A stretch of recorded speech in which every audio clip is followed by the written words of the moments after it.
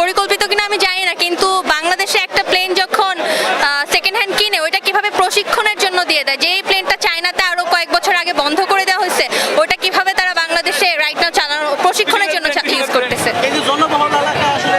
এইটা তো এক্স্যাক্টলি, এটা তো ঠিক না। ওরা বিজি সিটিতে কেন ওরা এই কাজ করবে?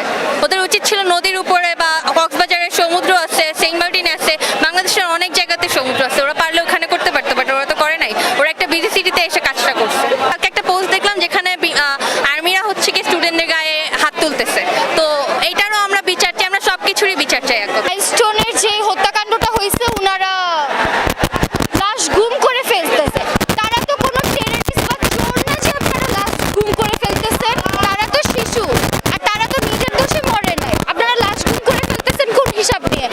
সবার ঘরের ফ্যামিলি আছে, সবার মাই তো ওয়েট করতেছে তার সন্তান ব্যাক হবে, অ্যাটলিস্ট তাদের কাছে লাশটা ফিরায় দেন। লাশ গুম করবেন কিসের জন্য? তারপর হচ্ছে ওনারা বাকি যে স্টুডেন্টস আছে, ওরা যখন মেইন সংখ্যাটা বলতে চাইছে, সেনাবাহিনী হামলা করতেছে। কেন হামলা করবেন?